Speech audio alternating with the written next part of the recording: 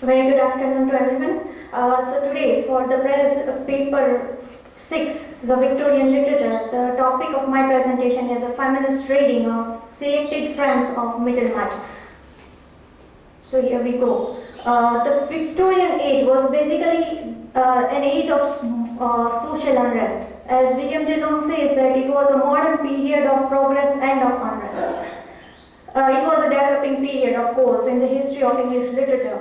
Industrial Revolution was the major cause of major writers of the age, that it had affected in the writings of, we can see the effect of Industrial Revolution in the writings of major novelists of the age. The writers of the age were inspired by the social zeal to represent the problem of age, like showing moral and physical disease as they were, or as they were and at that time. George Eliot was fully influenced with the realism of the age. She has tried to show the real picture of women, the condition of women of Victorian age, and realism as well as idealism was in the very spirit of the age.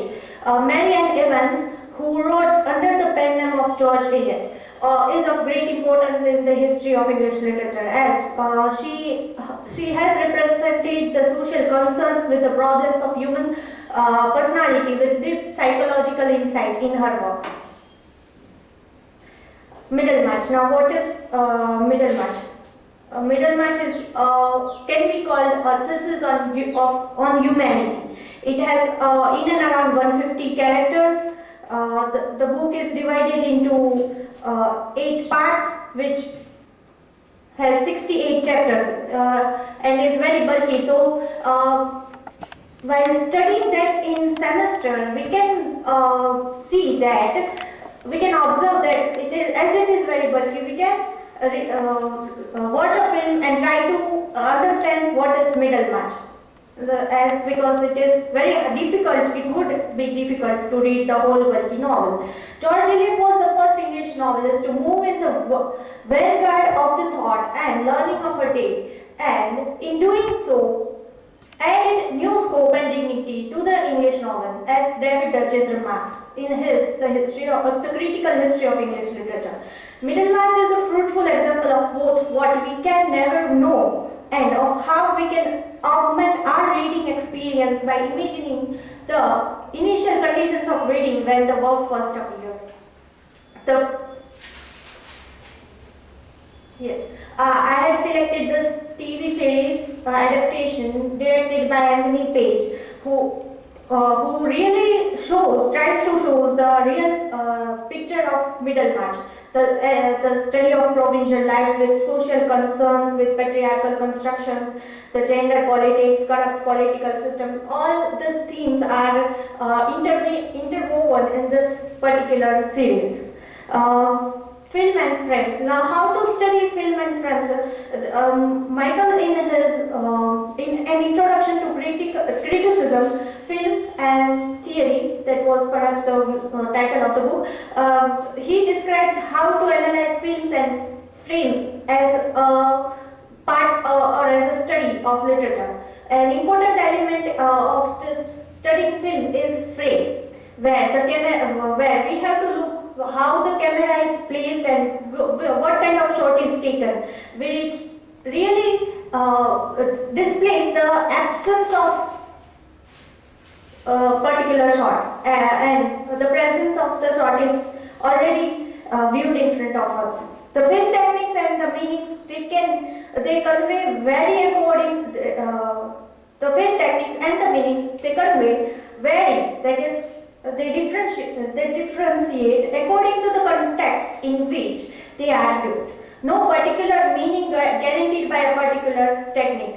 That means this statement also follows the kind of Derridian idea that once we think that we had reached to the meaning is already postponed. That is its arbitrariness. Frames. The first frame which I had selected from this series is the character which displays the main lead, the character of Dorothea. Dorothea is characterized in a society of firmly established manners. Dorothea refuses to become the ideal Victorian heroine of Middlemarch. From the beginning, she is introduced as a puzzle to be analyzed. Like, see how George Eliot has tried to portray the very character of Dorothea. Is we can connect that we can say that she had made a kind of revolt against the very idea of Victorian women. Like, all the Victorian women used to dress in modern clothes. They used to wear a gown which could cover almost 3 to 4 feet around them. The gowns were worn with an umbrella iron kind of thing. And this used to display the aristocraticness of the Victorian women. So Dorothea, with her simplicity and with the portrayal of her as an idealized woman, it may be considered as a revolt of George Eliot for Victorian era.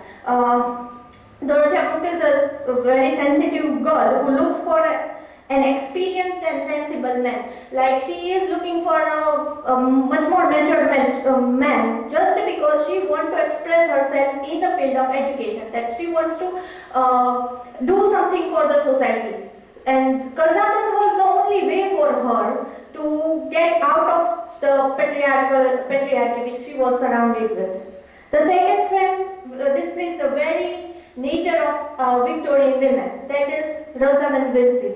How Victorian women were considered to be the very Victorian in the sense that they ought to know how to play piano, some basic kind of things, and they must entertain a man. That was the basic parameter of Victorian age women's. Rosamond Vincy, with her hairstyle and dress, totally displays the very Victorian idea of aristocratic women. A perfect Victorian woman who meets all the characteristics or traits of aristocratic women. Rosamond can be assumed as a very incarnation of Lydgate's tragic fate. Like, George Eliot in her novel describes her that is what a woman ought to be. She ought to produce the effect of exquisite music, but Rosamond Vincy seemed to have true melodic charm.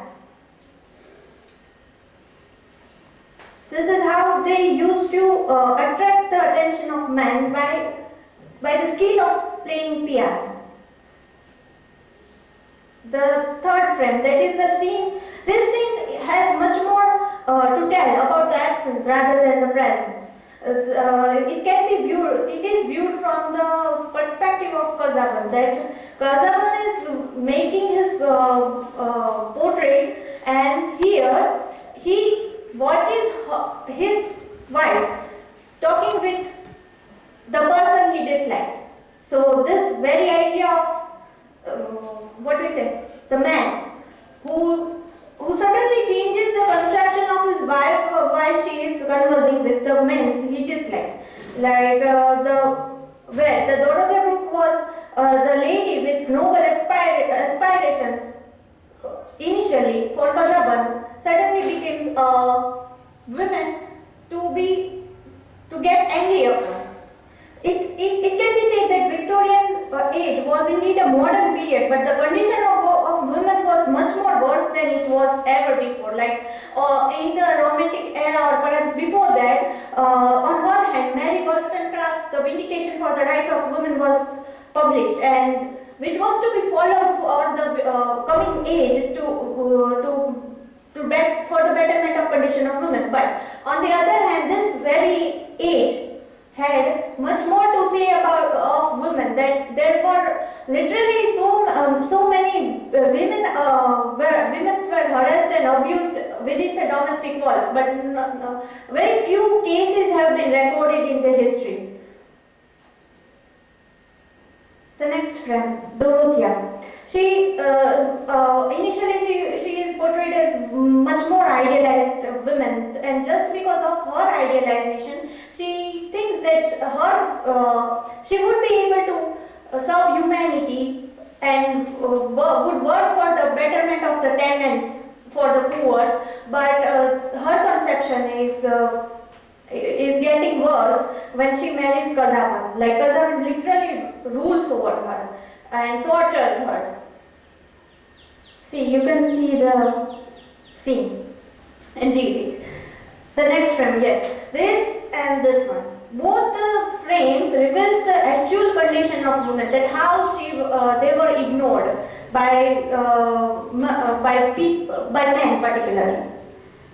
They were totally kept behind the walls or behind the windows, that they had to just see the reality and act like nothing has happened. So these both frames are much more relevant, which displays the characteristic of Victorian age women. Conclusion: this book, being so bulky, can be replaced by a film for its textual analysis, as we had done that. Book represents the events and situations which Eliot portrayed in 19th century are still relevant in 21st century. Like, we can literally connect these two frames of Victorian era with 21st century where we are living. Sometimes it is difficult even to break the frame. The resolution of the novel, where the beautiful and idealistic Dorothea marries as her second husband, the sensitive but somewhat dimly defined Ladislaw, is perhaps the least satisfactory thing about it. It seems to indicate the purely symbolic picture of feminine idealism. Like, the book reveals that book has a kind of ending where